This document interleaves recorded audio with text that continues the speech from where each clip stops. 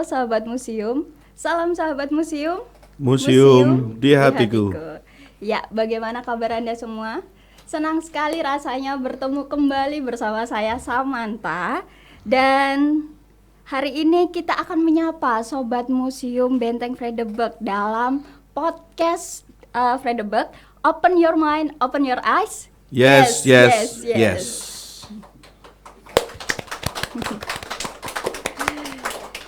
Ya, saat ini di tanggal 1 Oktober kita kedatangan bintang tamu yang luar biasa ini di depan saya ini. Yang satu akademisi dan yang satu adalah praktisi.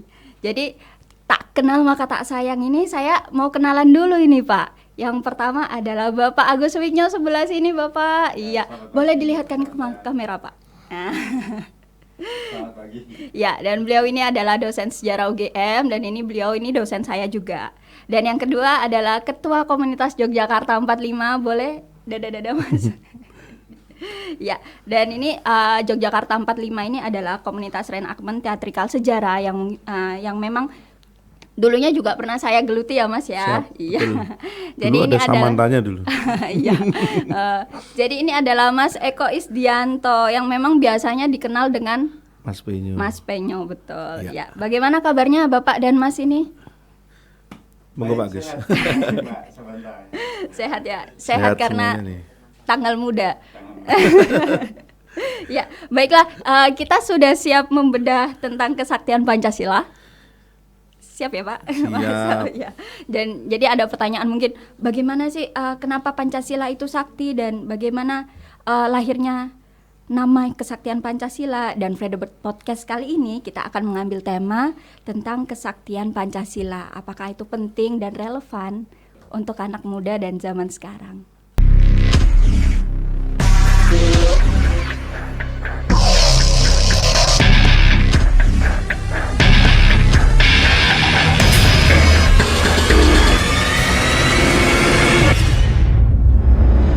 Ya, selamat datang kembali. Saya ini ingin menanyakan ke Pak Agus dulu ini Pak. Kalau misalnya kita lihat di sejarah Indonesia, ini ada beberapa peringatan Pancasila Pak. Ya, tanggal 1 Juni, lalu tanggal 18 Agustus, apalagi ini 1 Oktober. Nah, mungkin bisa dijelaskan dulu Pak, biar kita ini anak muda dan juga yang awam ini juga bisa tahu gitu. Apa sih perbedaannya gitu Pak? Baik, terima kasih Mbak Samantha. Ini Mbak Samantha menguji tampaknya. Tes ombak ini, Pak. Skripsi, Tes ini, Bapak. tes gitu. Tapi ya baiklah ya, dan kita mengenal beberapa tanggal ya, terkait dengan Pancasila. Pertama tadi sudah disebutkan 1 Juni. Yang kedua tentu saja yang sangat istimewa 18 Agustus, dan yang ketiga hari ini yaitu 1 Oktober. 3 tanggal ini tentu saja mengacu pada beberapa peristiwa sejarah. 1 Juni kita tahu itu sebagai hari ketika Soekarno dan beberapa founding fathers pada sidang BPPKI itu mengungkapkan gagasan mengenai dasar negara. Dan 1 Juni ini yang dimaksud adalah 1945, dan disitulah maka dikenal sebagai hari lahir Pancasila gitu ya. Dan kemudian 18 Agustus tentu saja itu hari pengesahan lahirnya Undang-Undang Dasar, pembukaan Undang-Undang Dasar 45, jadi 1 hari setelah proklamasi. Dan juga di dalam pembukaan Undang-Undang Dasar 45 itu tercantum rumusan Pancasila yang kemudian akan dipakai dalam bentuk Pancasila yang kita kenal sekarang. Sementara 1 Oktober ini tentu saja hari yang istimewa dan khusus karena nanti akan berkaitan dengan peristiwa yang disebut 30 September 1965. Jadi ini sekitar 20 tahun kira-kira ya setelah proklamasi, yang terkait dengan nanti itu peristiwa G30S, atau ada terminologi lain yaitu gerakan 1 Oktober. Itu untuk memperingati Sakti Pancasila. Mungkin kronologi seperti itu, sejarahnya. Tentu saja ada makna yang berbeda-beda tentang ini dan kita bisa mempelajari itu. Betul Pak. Perbedaan rezim kan mungkin akhirnya mempengaruhi juga ya Pak ya. Ini jadi pertanyaan ini, kenapa namanya Kesaktian Pancasila dan mengapa 1 Oktober ini menjadi Hari Kesaktian Pancasila ini, Pak? Oke, ini yang susah nih kalau sudah sakti-sakti itu biasanya menganut juga sisi yang sebaliknya yang tidak sakti itu ya.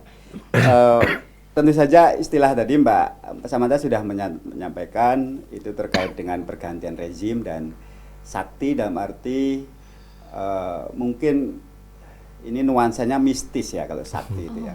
Tetapi saya kira makna historisnya bukan sakti dalam arti mistis, melainkan bahwa landasan Pancasila kurang lebih dipercaya mampu membendung suatu arus politik lain yang sedang terjadi pada tahun 65 itu dengan apa yang kita sebut sebagai mungkin kita tahu 30 September adalah penculikan dan pembunuhan sejumlah jenderal Angkatan Darat oleh kelompok Partai Komunis Indonesia. Lalu tanggal 1 itu secara historis segmen peristiwanya adalah bahwa Angkatan Darat di bawah kepemimpinan Jenderal Soeharto berhasil dianggap mengambil alih kendali politik. Nah, ini segmen peristiwanya. Saya tidak berbicara maknanya karena maknanya dan interpretasi bisa lain lagi. Betul, ya. Saya hanya bicara mengenai segmen peristiwa yang 30 dan 1 Oktober, dan saktinya di situ adalah berhasil membendung tadi.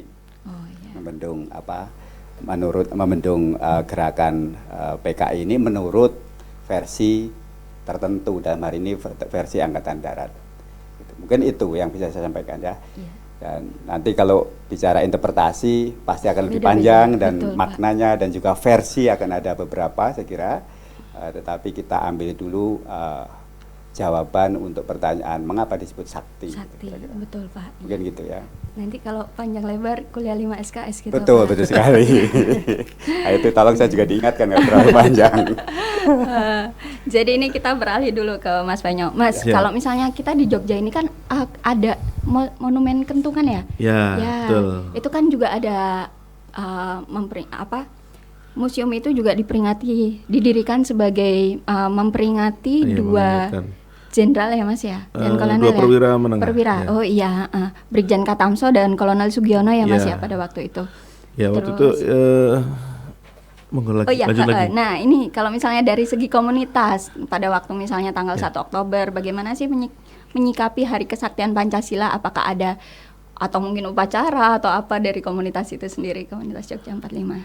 Ya, kalau dari kami di komunitas tidak setiap hari peringatan kita peringati secara masif atau besar-besaran. Kadang kami kalau di setiap peringatan hanya cukup duduk-duduk di tetengernya saja. Oh, tetenger. Dengan mengundang teman-teman, yuk ngopi di mana? Tetenger sama gua waktu kita 19 Desember waktu Durstut. Ya sekedar kami sambil ngobrol, sambil diskusi. Dulu pintunya sama gua lu dari sini loh, seperti itu. Nah, seperti layaknya nanti malam kita juga sore nanti mau ke daerah Kentungan juga kita sambil duduk-duduk, sambil inget-inget siapa sih Pak Giono, Letkol Sugiono sama Kolonel Katamso. Nah dulu kan pangkatnya masih kolonel gitu, karena Danrem dan Kasrem ini ceritanya. Dulu rumahnya, kantor Koremnya juga belum di sini, belum di dekat Gedung Agung, masih di markas Koremnya masih di Museum Angkatan Darat yang sekarang.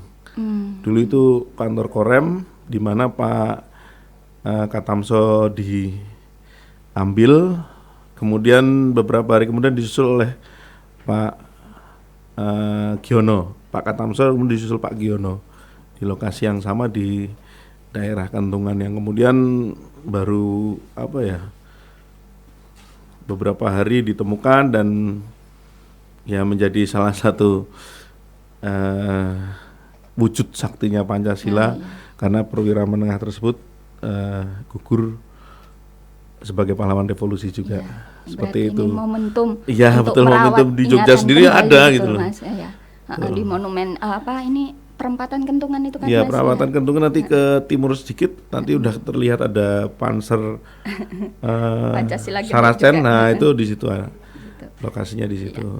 Nah, ini Bapak sama Mas ini, seberapa jauh sih mungkin pemerintah perlu menjadikan tanggal ini sebagai sebuah peringatan gitu? Oke. Enggak, Pak Agus dulu. Oke. Harusnya Mas Eko dulu ini ya. Oke, maksudnya tanggal 1 Oktober. Sebagai Ya. sebuah peringatan ini seberapa jauh pentingnya mungkin? Ya, saya kira penting dan perlu ya, perlu. Yang kita tangkap mungkin sebagai sekali lagi monumen kolektif ya, ingatan kolektif, memori kolektif itu perlu. Nanti sejauh mana atau seberapa dalam, apakah maknanya sama dengan 1 Juni, ini lain. Tetapi kita tahu dalam sejarah dan historiografi tanggal-tanggal ini kan kesepakatan sebenarnya. Oh iya, betul. Apakah sebuah tanggal itu akan menjadi sebuah monumen historis bersama atau tidak, itu kan kesepakatan. Termasuk sebenarnya 20 Mei 1908 sebagai Hari Kebangkitan Nasional kan kesepakatan antara Presiden Soekarno dan Ki Hajar Dewantara kan misalnya gitu. Jadi sementara untuk Muhammad Hatta hari-hari hari-hari itu cukup satu, hari nasional itu cukup satu menurut Muhammad Hatta, yaitu 17 Agustus 45 gitu. Tetapi saya kira Presiden Soekarno memiliki pertimbangan yang berbeda bahwa perlu ada hari-hari lain. Nah, demikian pun dengan 1 Oktober. Saya kira rejim yang kemudian Orde Baru merasakan perlu 1 Oktober sebagai hari atau monumen kolektif memori, dan itu sudah ditetapkan 1967. Sementara yang 1 Juni sebagai hari nasional itu belum terlalu lama, yaitu 2016. Nah, tetapi bedanya yang paling penting untuk saya adalah bahwa 1 Juni itu libur, 1 Oktober tidak libur itu ya. Jadi kebetulan hari ini hari Sabtu sehingga libur. Ya, tapi sekali lagi sebagai monumen bersama, saya kira ya itu kesepakatan, dan saya kira tetap perlu untuk untuk generasi yang baru supaya tidak lupa juga peristiwa-peristiwa yang pernah terjadi di dalam sejarah Indonesia. Ya, dan mungkin tetap kita perlu memberi ilmu dan memberikan pengetahuan kepada khalayak umum kan Pak, apa yang bisa membedakan ini 1 Juni kok ada kelahiran Pancasila, terus ada 18 Agustus pengesahan Pancasila, 1 Oktober ada lagi kesaktian Pancasila. Betul. Yang masih sangat jarang menurut saya 18 Agustus sebagai sesuatu yang terkait dengan Pancasila. Yang saya ingat sejak kecil misalnya di SMA itu kalau 18 Agustus seiring dengan 17-an itu ada lomba perahu badar misalnya gitu. Gimana itu Pak? Itu di Palembang gitu ya gitu. Cuma tidak ada kaitannya dengan Pancasila karena masih kaitannya dengan 17-an ya, Panjat Pinang dan sebagainya itu. Gitu. Mungkin itu ya. Oh iya. Enggak maksudnya. Iya. Kesaktian Pancasila emang sebuah momentum ya, di mana orde-orde bangsa ini sedang memimpin. Jadi setelah orde lama dikira harus berganti, ya akhirnya bergantilah dengan orde baru yang memang waktu itu membuka diri ke dunia barat dan menjalankan politik bebas aktif ya, yang kemudian hingga sampai di akhir-akhir orde baru muncul lagi orde reformasi seperti itu. Memang perlu diingatkan kembali dan kita saling mengingatkan seperti ketika Pak Agus, ini memori kolektif, jadi memang kita harus merawat ingatan walaupun itu buruk dan baik, semuanya juga merupakan sejarah bagi bangsa ini. Jadi kita ambil baiknya saja, yang buruknya kita berdamai, ya seperti itulah. Jadi biar semuanya berjalan sesuai dengan tatanan Pancasila yang sudah diajarkan oleh kita di bangku sekolah ataupun di kehidupan kita setiap hari. Seperti itu Mbak. Jadi ya memang 1 Oktober memang momentum sekali waktu itu bagi orde baru. Seperti itu. Ya. Yang mungkin menurut kita juga karena 1 Oktober ya hari libur juga Pak jadinya. Ya. Karena hari Sabtu hari ini itu. Oke. Bapak, ini kan tadi Bapak bercerita tentang bagaimana kesepakatan tanggal itu akhirnya membuat peringatan-peringatan, nah hari-hari itu diperingati. Jadi dalam setiap pemerintahan dalam kesepakatan tanggal-tanggal hari-hari nasional atau hari-hari penting diperingati itu, apakah mungkin Bapak sebagai sejarawan itu dilibatkan atau seperti apa itu, Pak? Iya, saya secara pribadi belum pernah dilibatkan atau terlibat dalam penetapan suatu hari jadi. Oh gitu. iya. Karena dan ya di satu sisi saya merasa bersyukur bahwa belum pernah, karena akan terhindar dari kontroversi yang mungkin muncul dari kesepakatan sebuah hari jadi gitu. Ya, tetapi ini seringkali kesepakatannya ya kalau kita pelajari betul penetapan hari-hari besar gitu ya, itu ya kesepakatan politis ya. Ya bahwa ada kajian akademis ya itu pasti ya. Pasti, tetapi sebagai kesepakatan itu sebenarnya setiap hari kan dalam sejarah setiap hari adalah hari gitu. Hari adalah peristiwa sejarah gitu. Tetapi untuk suatu kebutuhan dalam hal ini peningkatan rasa kebangsaan dan seterusnya, maka pemerintah atas nama negara merasa perlu mengangkat hari tertentu untuk kita ingat bersama-sama supaya ini hari yang mampu menyatukan kita karena peristiwa yang sama, entah peristiwa bagus atau buruk gitu ya dari Mas Iko ya. Kalau peristiwanya baik tentu saja mengambil hikmah yang baik. Peristiwanya buruk kita ambil hikmah supaya tidak terulang kan gitu. Betul. Kira-kira kan seperti itu. Dan 30 September dan 1 Oktober ini bisa menjadi peristiwa buruk ke sejarah kelam bangsa kita, tetapi dari yang kelam itu kita mencoba belajar supaya tidak terulang. Tetapi itu juga bisa menjadi peristiwa yang baik di dalam bangsa kita sebagai momen bersama mengenai pentingnya ya persatuan dan seterusnya. Perbedaan tidak harus diselesaikan dengan kekerasan, tetapi bisa dengan kesepakatan ya, duduk bersama. Jadi baik dan buruk adalah terminologi moral, tetapi ini adalah lesson learned. Sejarah tentu tidak mengarah langsung pada pengajaran moral secara langsung, tapi itu adalah dampak ikutan dari belajar sejarah adalah kita memiliki pertimbangan moral yang kolektif kira-kira gitu. Nah itu jadi pasti ada dampak positifnya atau maksud saya politisnya gitu ya, ada nuansa politisnya dan yang politis biasanya kontroversial. Oh betul Pak. Nanti kalau Bapak dilibatkan untuk peringatan hari jadi Pak, ini bagaimana Pak untuk kajian akademis? Siap aja Pak. Siap aja ya. Mengapa tidak kan gitu. Yang penting kan sumber-sumber yang mau kita pakai apa. Iya, tiba-tiba muncul hari besar kesejarahan baru atau apalagi ini kemarin 1 Maret ini Mas ya, udah dijadikan hari kedaulatan ya Mas ya. Betul. Ya seperti yang diatur ke Pak Agus tadi ya. Kalau memang menjadi akademisi yang menulis tentang hari besar nasional memang sangat repot. Pasti ada pro kontra. Pasti ada pro dan kontranya. Jadi kami saja yang di setiap 1 Maret bergerak saja ya itu masih ada pro dan kontranya. Kalau barangkali dulu itu Hamengkubuwono 9 atau Soeharto. Sekarang tambah. Kok ada Pak Karno? Seperti itu di penetapannya. Jadi itu buat nambah-nambah jawaban aja. Jadi kita tinggal siap-siap aja seperti itu. Ya kontroversi memang ada. Jadi karena sifatnya politis ya.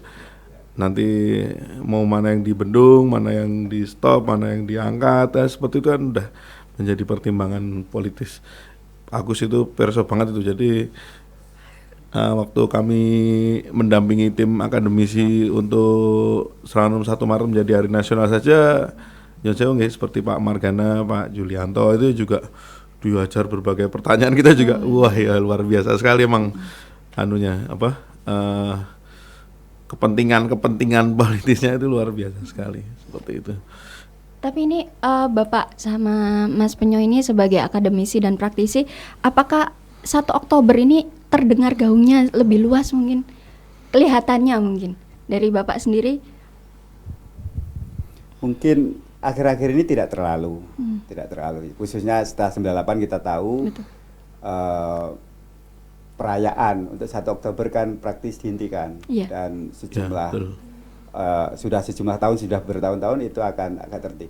Tetapi belakangan mulai muncul lagi dan faktanya adalah bahwa hari ini ada upacara negara oleh Presiden untuk memperingati kesaktian Pancasila. Tapi memang sempat ada vakum cukup lama gitu ya, tidak ada. tetapi itu hal yang biasa di dalam perjalanan sebuah bangsa. Dan kita bisa melihat misalnya untuk kasus Eropa atau Amerika, ada hari-hari besar mereka yang karena pergantian rezim sempat tidak dirayakan gitu. Tapi kemudian melihat situasi dihidupkan kembali, dan itu sesuatu yang biasa. Nah, kita melihat kesaktian Pancasila pun demikian, saya kira. Sekarang mulai dilihat lagi sebagai hari besar gitu. Oh iya, mulai digaungkan lagi ya Pak, walaupun Betul. ini belum terlalu lama. Belum terlalu lama saya kira. Karena sempat itu mungkin Mas Eko yang mengamati langsung. Mas, sebagai 98 berapa tahun itu vakum untuk Iya, Pak, 1 betul Oktober. sekali. Iya. Mungkin pas 98 ini Mas Eko masih perwakilan anak muda nih, dan saya masih SD Mas. 98 ya pas pergantian Rezim. rezim itu ke Orde Reformasi ya. Jadi barangkali yang dianggapnya usang itu ya ntar dulu deh. Besok kita sedang membangun Orde Reformasi nih. Yang seperti ini, seperti itu, seperti apakah, seperti itu luar biasa sekali waktu itu. Memang benturan-benturan di lapangan juga sangat keras sekali beritanya. Tapi semakin di sini juga semakin baik. Mudah-mudahan bisa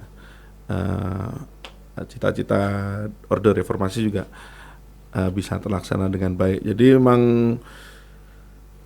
beberapa waktu ini ya, baru aja sih 3 tahun 2 tahun yang lalu memang kesaktian Pancasila mulai digaungkan kembali, mulai dari pemutaran filmnya, kemudian Film yang mana ini Mas? ya, film yang itu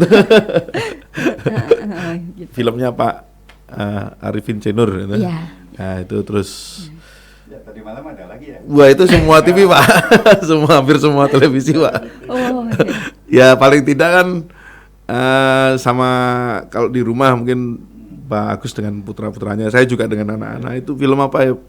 Ya kok musiknya serem.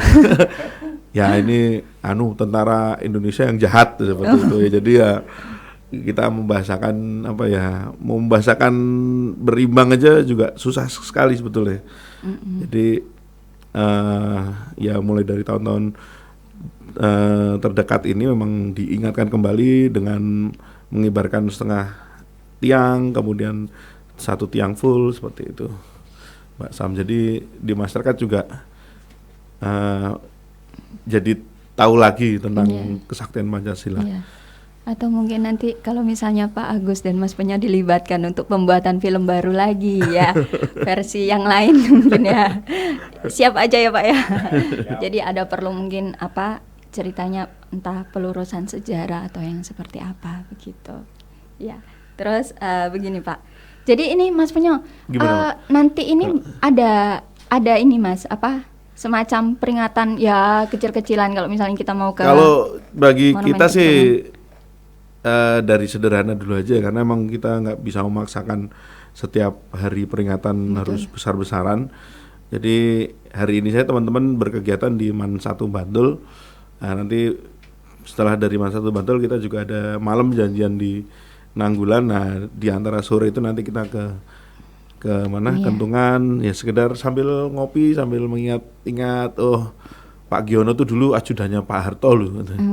Dulu pernah di mana tugas di menjelang hari hanya beliau Nyon Sewu tidak ada, diculik, itu beliau juga selaku kepala staf Kasrem dan juga selaku Kodim Kota.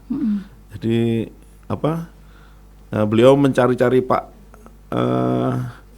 Katamso kok nggak ada di kantor, udah beberapa hari nggak ada. Jadi akhirnya di liang lahat yang sama Pak Katamso dan Pak Giono dibunuh di situ juga di liang lahatnya Pak Katamso seperti itu. Iya.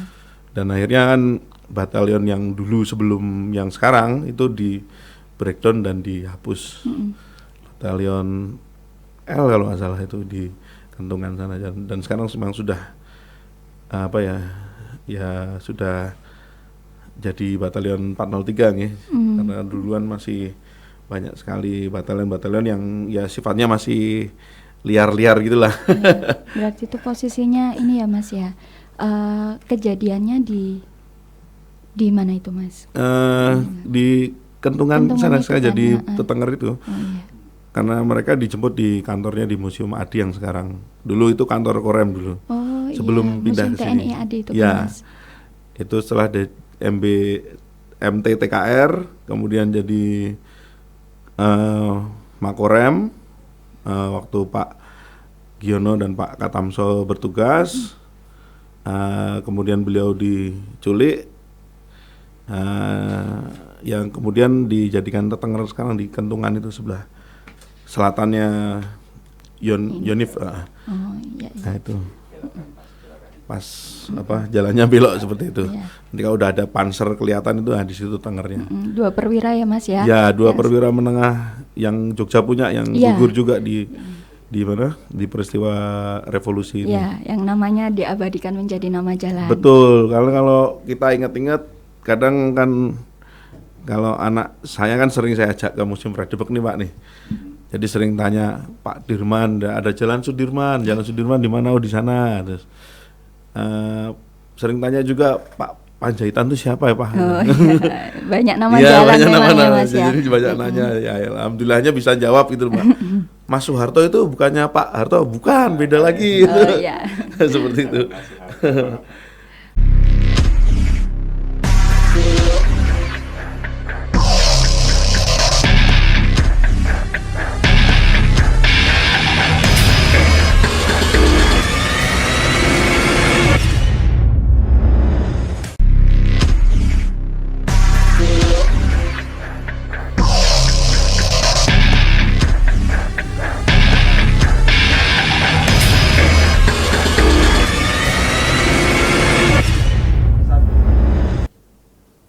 Ya, baik. Nah, ini saat ini kita diskusi tentang pengalaman pribadi nih, Bapak dan Mas nih. Jadi, sejauh mana sih sebenarnya penetapan ini berpengaruh pada mungkin kehidupan sosial masyarakat kita gitu? Mungkin siapa dulu? Enggak. Bagus dulu kok. Bagus dulu. Dulu ya, saya dulu ya.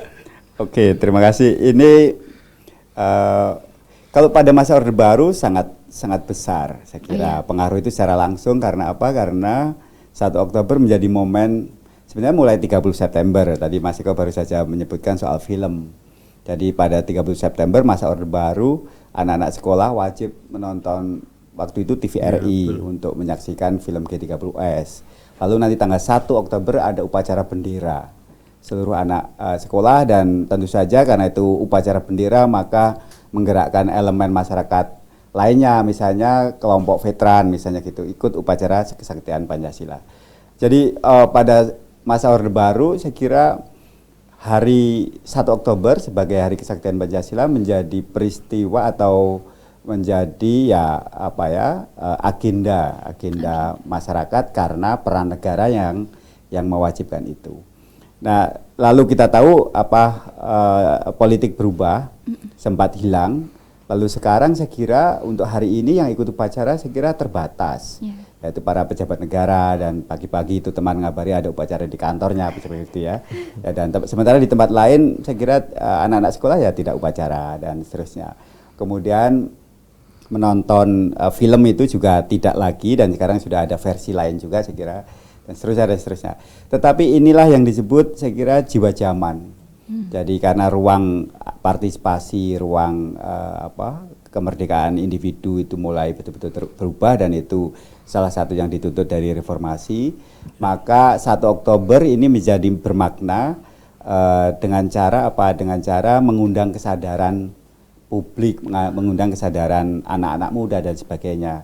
Nah, podcast seperti ini saya kira salah satu media untuk membangkitkan kesadaran publik itu tanpa paksaan kan gitu. Betul. Jadi itu yang paling prinsip, karena kalau nanti pakai paksaan lagi seperti pada masa Orde Baru, ya memang gerengseng bersamanya kelihatan, tetapi itu dipaksakan. Nyatanya Orde Baru tumbang, hilang. Kemudian peringatan itu hilang sampai bertahun-tahun hilang. Jadi orang melakukan bukan karena kesadaran, karena tertarik, tapi karena diinstruksikan. Nah, ini level paling rendah dari sebuah kepatuhan. Kalau itu diinstruksikan. Nah, yang level yang jauh lebih tinggi adalah kalau kesadaran. Saya tertarik, saya ingin tahu mengenai 1 Oktober itu apa. Saya ingin tahu mengenai kesaktian Pancasila itu apa. Itu karena stimulasi pengetahuan tadi. Tadi ada Mas Eko pasti bisa cerita lebih jauh. Kegiatan-kegiatan bersama yang bisa memacu keingintahuan anak-anak muda dan seterusnya. Nanti mereka akan tertarik karena ingin tahu, jangan mempelajari itu karena ingin tahu, karena ada ini misalnya ada podcast, ada penjelasan-penjelasan lain, ada kegiatan misalnya drama, ada apa yang membantu mereka mengimajinasikan peristiwa ini. Itu akan penting untuk menumbuhkan ketertarikan daripada diberi instruksi. Yang instruksi wajib itu mungkin cukup di kantor aja lah, itu nggak apa-apa. Tapi anak-anak sekolah harus dipandu untuk memahami secara rasional, termasuk nanti seiring dengan kemampuan mereka belajar, itu tentu saja hal-hal yang kontroversial dengan 1 Oktober atau 30 September itu perlu diperkenalkan pelan-pelan gitu. Jadi jangan yang lurus saja gitu ya, tapi kan ini politik berbangsa itu kan pasti gerunjal-gerunjal gitu ya. Nah, gerunjalannya ini adalah pelajaran bersama. Ini pelan-pelan harus kita pelajari juga gitu. Seiring dengan pertumbuhan kemampuan belajar anak-anak dan ini jadi seperti itu kira-kira. Oh iya. Mungkin itu dari saya gitu. Pak Agus semalam juga nonton, Pak? Nonton sekilas ya. Oh, iya. Saya nonton sekilas karena ada kemudian pas mencari channel lalu ketemu satu channel sedang menayangkan itu. Iya. Tapi tidak terlalu lama nonton gitu ya. Lumayan lama ya. Lumayan 3 jam, lama. 3 jam ya, Mas ya. 3 jam. 3 jam dan itu peristiwa lama betul dan ya ada yang lain. Ya sekilas nonton. Tetapi dulu ketika saya bersekolah sampai dengan SLTA ya ada tiap 30 wajib dan paginya membuat laporan, laporan. Gitu. Wajib seperti itu. Iya. Jadi kira-kira itu. Ya. Monggo, Mas. Iya. Betul sekali yang ngendikake Pak Agus ya. Memang kalau keingintahuan itu bisa lebih enak dieksplor daripada diperintahkan gitu, anjur-anjurkan atau dipaksa-paksakan seperti itu. Kalau kita nginget sendiri Yogyakarta itu memang punya predikat ya. Yogyakarta adalah ibu kota perjuangan. Memang dari dulunya Jogja itu banyak sekali peristiwa yang sebetulnya luar biasa sekali kalau kita ingatkan kembali. Ya. Tidak hanya 1 Maret, tidak hanya Jogja kembali. Dari awal-awal kemerdekaan saja sudah luar biasa hebat kalau kita bisa menampilkan kembali peristiwa-peristiwa itu dalam sebuah teatrikal ataupun drama yang melibatkan banyak orang. Dimana kalau kita mengajak orang itu biar sambil belajar sejarah itu lebih enak malahan. Kalau kita mengingatkan dipaksa-paksa, kalau dulu saya zaman SD saya kan di Jawa Barat Pak, di Bekasi, dan itu lokasinya dekat dengan Lubang Buaya memang. Oh, iya. Malamnya suruh nonton, paginya suruh cerita, bikin karangan itu. Terus ada kalanya kita sorenya jalan bersama ke Lubang Buaya, jadi melihat suasana di Lubang Buaya itu memang kalau dulu di sana masih ada kebun-kebun yang masih serem, sekarang udah banyak rumah jadi kurang lah itunya. Tapi ya seiring zaman ya, namanya juga harus pembangunan, memang tidak bisa mengelakkan itu. Jadi tinggal bagaimana museum itu berfungsi sebagai informasi masa lalu untuk menjembatani masa sekarang, seperti itu.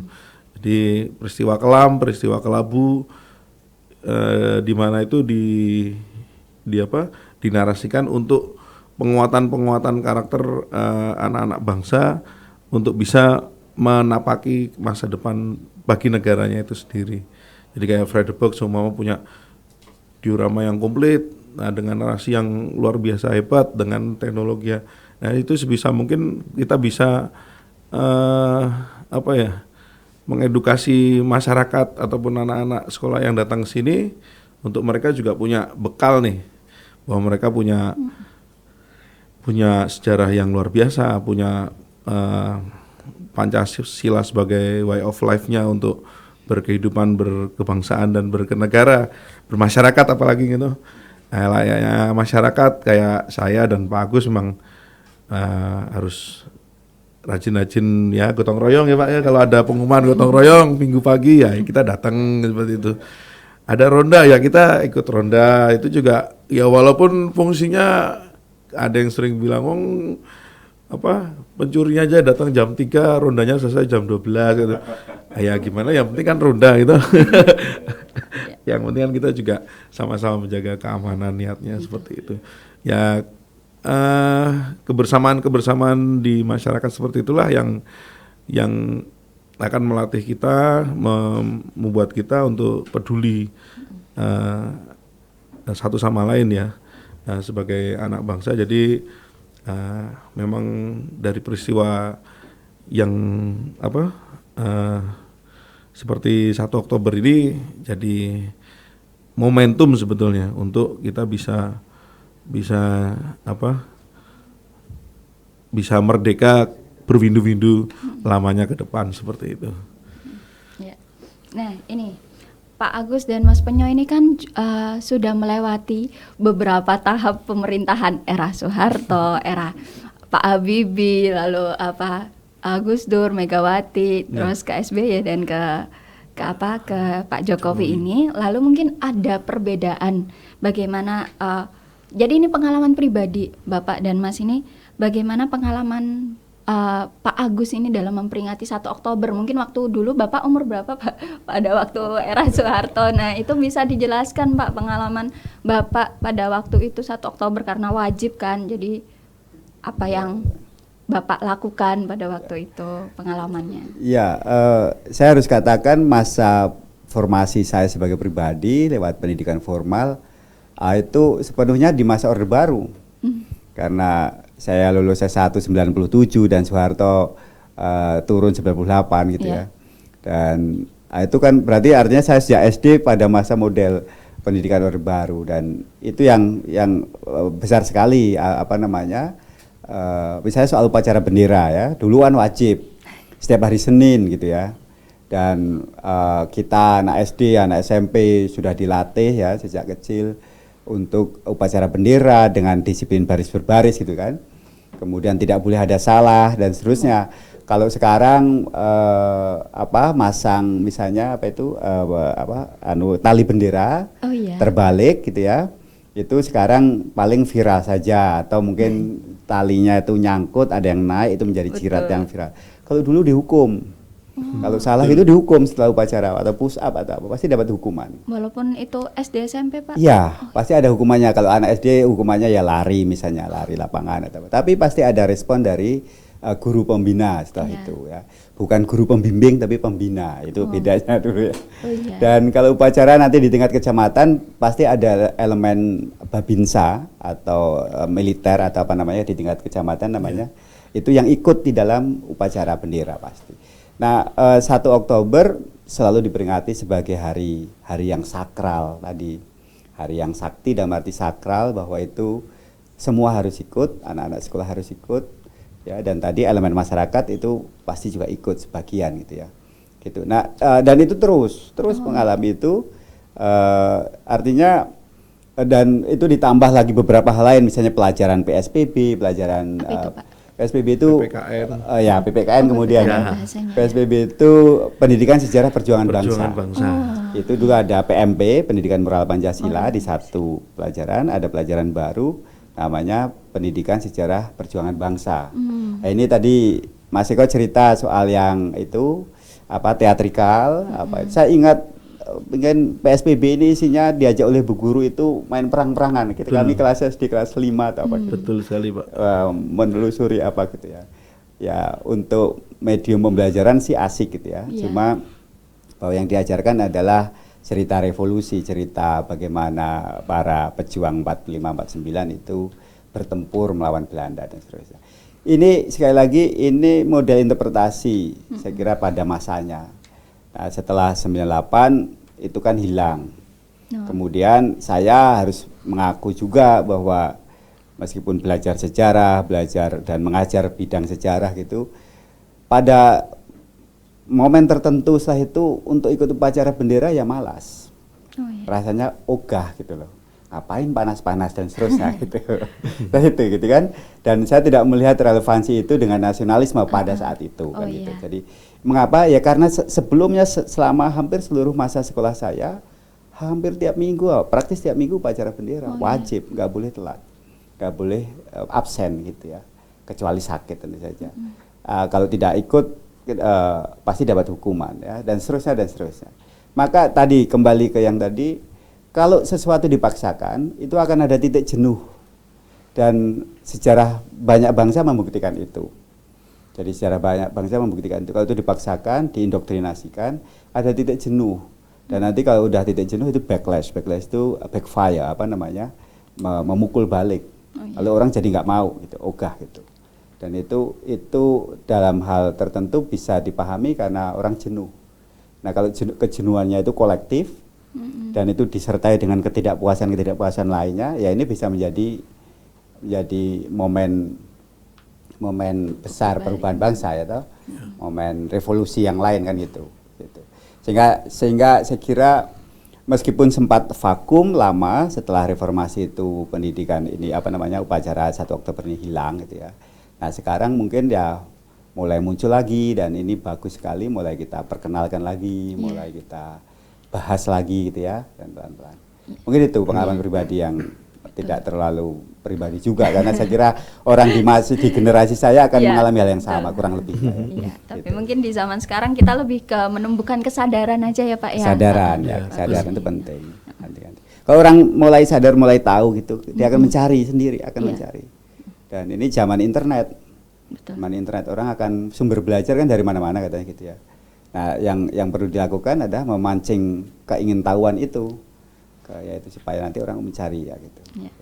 Nah, dari Mas Punya sendiri nih Mas, pengalaman pribadi Mas, ini kan sudah juga melewati angkatan berapa ini Mas? Ya paling tidak sudah mengingat Mbak. Jadi kalau 98 saya masih SMA ya, tapi SMA saya juga tengah kota. Waktu itu ya saya nggak bisa pulang sore karena di jalanan memang lagi bakar-bakaran waktu itu. Jadi ada malam baru bisa pulang seperti itu. Jadi pergantian orde baru ke reformasi. Ya terasa juga sih waktu itu seperti yang dengan Pak Agus, memang betul sekali ada sesuatu yang semakin terkikis nih apa nih seperti itu. Kalau dulu waktu SMP sampai dengan SMA itu juga ngerasain pelajaran PSBB, kemudian PPKN dan lain-lain. Sampai saya bikinkan kaosnya loh Pak, PPKN itu. Jadi biar nginget-nginget zaman dulu, pelajaranku ini dulu itu. Itu yang bisa kita lebih peduli terhadap bangsa. Ya walaupun kita tarafnya cuman sekedar mengikuti perkembangan politik, ekonomi hanya sebagai penonton saja sih. Tapi paling tidak kita juga peduli, kahanannya ataupun keadaannya seperti ini. Jadi paling tidak walaupun kita sebisa mungkin tidak menyusahkan negara, paling enggak kita bisa negara ini biar berjalan lah.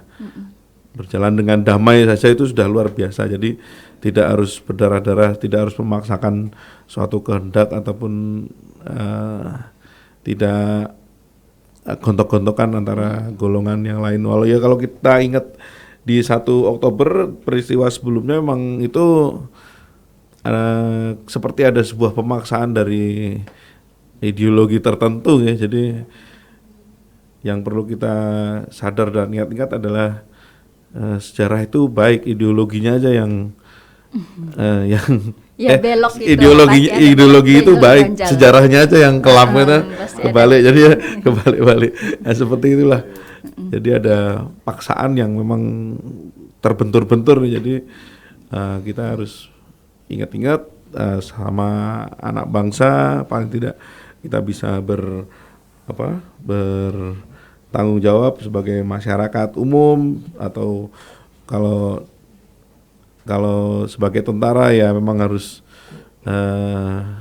bagaimana dia sebagai tentara ya. Waktu dulu emang sering sekali Pak di upacara-upacara di sekolah tuh Bintara Pembina Desa atau Babinsa itu emang Babinsa. Itu sering. penertiban Babinsa itu? Enggak, cuman hanya sekedar apa ya, bantu baris-baris. Iya. Kemudian juga ngasih kita apa semangat nasionalisme, semangat patriotisme itu. Iya, Nah, kelihatannya juga sekarang Babinsa masuk desanya itu juga masih ada Mas memang. saya rasa perlu perlu diperbanyak ya Pak ya.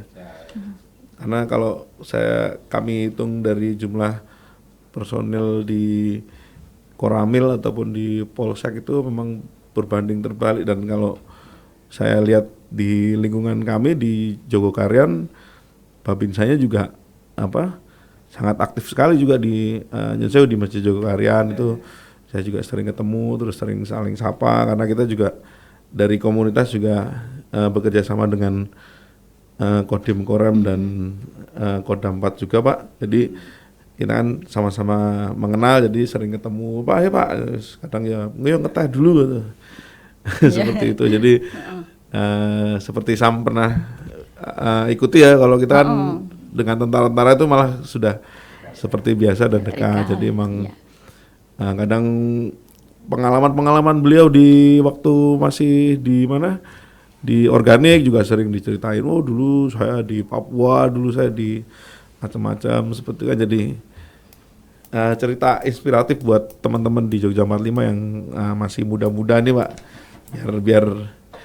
biar apa ya, Menambah semangat. Biar nambah semangat, biar menumbuh ataupun memupuk persatuan nasionalnya biar lebih ini kita biar greget nih, biar gayeng dan biar lebih kompak berwarna untuk berbangsa dan bernegara seperti itu. Berarti dulu Mas Penyo ini SD di Bekasi, ya, SMP? Saya di Bekasi, kemudian SMP sudah di Jogja, SMA di Jogja sudah. Iya, pasti mungkin berbeda ya Mas ketika Bekasi karena dekat dengan Lubang Buaya, jadi setelah upacara mungkin anak-anak ziarah ke sana. Pada ziarah sana sering sekali. Jadi itu pengalaman pribadi ya Mas ya, untuk memperingati 1 Oktober. Betul. Saya juga ingat Pak, kalau misalnya kita pada waktu SD SMP mungkin buku paket PPKN, karena saya sudah tidak ada PSBB ya. Jadi PPKN buku paketnya itu gambarnya itu Pancasila gitu. Atau mungkin sekarang Mas kalau punya anak buku paketnya gambarnya apa Mas? Atau masih Pancasila? Tematik ya sekarang. Tematik ya, jadi diintegrasi. Jadi apa ya? Nanti tema pertama biasanya Pancasila baru, tapi covernya sih biasa aja sih, cover anak-anak seperti nanti tematik, jadi tema 1 nanti ke Pancasila gitu Pak, betul tak? Terus nanti tema kedua baru apa seperti itu. Tapi memang masih ingat sekali bahwa bahkan cover buku sejarah pun itu ya itu sebagai pokoknya ini hal yang mutlak gitu loh. Jadi itu Pancasila dan harus dihafalkan gitu. Saya rasa ini ya Pak Agus dan Kak Samantha ya. Kalau kita di tingkat pusat aja punya Badan Pusat Pembinaan Pancasila. Nah, ini sangat kurang sekali ke bawah. Jadi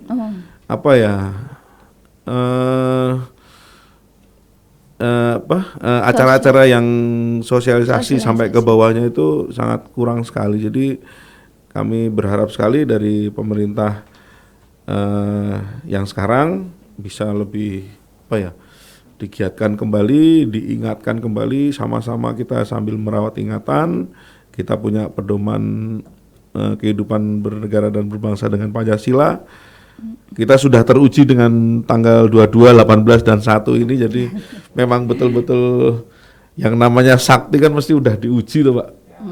Dan pasti juga berdarah-darah itu. Jadi ya momentum kayak gini nih yang sebetulnya di daerah-daerah bisa lebih terasa. Jadi tidak hanya di pusat-pusat saja, jika nggak di kulit-kulitnya aja, di dagingnya juga bisa tumbuh kembangkan seperti itu Mbak. Saya juga berharap sebagai anak muda ini sebenarnya kalau mungkin dulu ya Pak ya pada waktu era pemerintahan Soeharto bahwa Pancasila itu harus dihafal. Harus. Ada apanya ini, butir-butir Pancasila, aduh banyak sekali itu Pak. Betul. Terus UUD juga ini pasal Undang-Undang segini Dasar. harus, dan itu masuk dalam ujian akhir, ujian apa, bahwa ini pasal ini harus apa, pasal ini apa, begitu. Ya. Ya, tapi sebenarnya setelah reformasi yang 36 butir tadi dikembangkan lagi. Iya. Sekarang itu mungkin yang di BPIP, Badan Pembinaan Ideologi Pancasila itu ada sekira 70 butir Ya. Oh, interpretasi dari Pancasila. Hanya bedanya adalah ini tidak untuk Dihafalkan. dihafalkan gitu. Nah, tadi bicara mengenai buku teks yang tematik, kalau kita cermati di dalam buku teks sekolah anak-anak itu ada upaya untuk menerjemahkan sebenarnya. Menerjemahkan misalnya butir-butir mengenai sila pertama misalnya itu apa saja.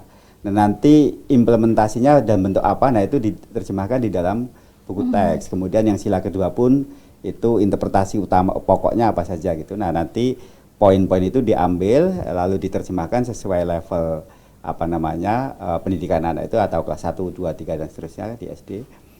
Itu nanti dalam bentuk apa wujudnya. Jadi ada contoh-contoh mengenai sikap perilaku yang misalnya mencerminkan sila ketiga untuk iya. tertentu misalnya gitu. implementasinya juga ya Pak ya. Nah, itu sudah kita lihat. Cuma secara keseluruhan saya kira masih tampaknya ada unsur doktrin tadi belum hilang, saya kira ya. Unsur doktrin belum hilang. Jadi nah ini yang masih menjadi PR, bagaimana memahami ini kalau Pancasila itu merupakan saripati dari perilaku kolektif bangsa kita, itu mestinya sehari-hari itu sudah bisa kita cermati dalam hidup kita, dalam hidup bersama kita sebagai masyarakat. Nah, ini supaya sinkron antara interpretasi tekstual dengan praktek sehari-hari dari masyarakat. Iya, gitu ya. baik. Pak sama Mas, kita masuk ke segmen terakhir ini. Mungkin bagaimana seharusnya makna 1 Oktober ini dipahami oleh anak muda sekarang ini loh Pak? Ini gimana Mas Eka, ini sulit sekali ini karena ya sulitnya begini, tantangan terbesarnya saya kira Betul. Mbak Samantha, karena anak-anak muda sekarang adalah anak-anak zamannya gitu ya. Setiap generasi adalah anak-anak zamannya, itu betul sekali. Dan yang paling utama di dalam konteks anak-anak muda sekarang melihat karakteristik mereka sesuai zaman anak muda sekarang. Ini saya kira penting sekali. Dan untuk upaya menerjemahkan atau mencoba mengajak mereka memahami makna Pancasila dan kesaktian Pancasila dan seterusnya. Jadi misalnya yang paling langsung bisa dilihat anak-anak milenial ini adalah digital native. Digital native mereka tanpa diajari itu sudah bisa main gadget gitu. Dan seterusnya dan seterusnya. Nah, bagaimana Pancasila ini supaya hadir di dalam pemahaman anak-anak muda ini sebagai bagian dari dunia mereka yang begitu penuh gadget gitu ya. Misalnya itu salah satu tantangannya. Perubahan informasi yang cepat dan sebagainya. Kita melihat ada banyak YouTuber yang sukses menarik perhatian anak-anak kecil gitu ya. Iya. Itu hanya dengan bercerita. Hanya bercerita betul-betul, visualisasinya sedikit. Bisa nggak kita ada YouTuber khusus Pancasila dengan penerjemahannya gaya-gaya yang bisa dipahami anak-anak ya. Betul. Gitu. Karena kita lihat banyak sekali Mbak Samantha pasti tahu ya, itu anak saya menonton YouTube yang isinya hanya cerita gitu loh. Saya pikir kok kamu bisa suka nonton orang bercerita gitu. Tidak ada visualisasi yang lain atau sangat sedikit. Nah, bisa nggak kalau ada YouTuber yang ngomongin soal Pancasila tetapi tentu saja dengan interpretasi yang lebih sehari-hari gitu. Oh, iya. Ini tantangan misalnya gitu. Iya. Ya. Iya, terima kasih Kak Samantha dan Pak Agus ya. Memang anak muda sekarang unik ya. Jadi uniknya tuh kalau dikatakan dengan zamannya gadget memang iya, tanpa diajari mereka juga sudah pandai dan lihai, yang kemudian kita tinggal bagaimana baiknya mengemas sebuah konten ataupun apapun itu biar mereka juga suka gitu. seperti Pak Agus Ngendiko tadi, putranya seneng dengan storytelling ataupun hanya orang bercerita di YouTube kok bisa suka seperti itu. Nah, tinggal bagaimana kita mengembangkan para penutur cerita ini atau storyteller ini bisa lebih enak didengar, kemudian bahasanya juga tidak susah-susah ya Pak, dan anak muda bisa langsung mengerti dan tertarik, menarik, kemudian bisa kemudian menjadi pembelajaran yang bagus, seperti kayak podcast di kayak hari ini ya, kayak Benteng Fredebuk punya kegiatan atau punya acara itu juga sangat saya anggap juga luar biasa sekali, mengingat peristiwa ataupun tempat yang bernilai sejarah sangat luar biasa seperti Jembatan Bantar. Seperti waktu itu saya juga sama teman-teman di Museum Benteng juga, ini luar biasa nih, baru kayak gini nih, dikemas dengan mengasihkan, jadi Pak, jadi biar nanti followernya Museum Benteng yang menonton juga tahu, Bantar itu ternyata juga ada peristiwa sejarahnya, kemudian tempat-tempat yang lain juga seperti itu. Iya. Nah, ya jadi kita tinggal mempermanis konten lagi ya, jadi biar teman-teman kaula muda itu biar juga suka dan menarik untuk peduli terhadap Pancasila seperti itu. Baik, terima kasih. Wah, ini kalau misalnya kita bisa teruskan bisa panjang lebar, tapi ini sangat menarik bahwa podcast ini juga berguna untuk memberikan kesadaran juga anak muda ya. Betul. Bahkan tampilan yang seperti ini kita berbicara terus di YouTube itu juga sangat disukai anak muda ya. Semoga ini menjadi momentum ya Pak ya untuk memberikan kesadaran ke khalayak umum. Jadi kawan-kawan, kami ada souvenir menarik untuk sahabat museum yang dapat menjawab di akhir acara, dan ini sudah akhir acara. Jadi kawan-kawan tinggal tulis pengalaman kawan-kawan dalam memperingati 1 Oktober. Jadi silakan komen di postingan Instagram di poster podcast Museum Benteng Fredebuk, dan jangan lupa untuk subscribe YouTube channel Museum Benteng Fredebuk. Terima kasih. Salam sahabat museum. Museum di hatiku. Saya Samantha pamit undur diri, dan Pak Agus dan Mas Penyal. Sampai jumpa lagi.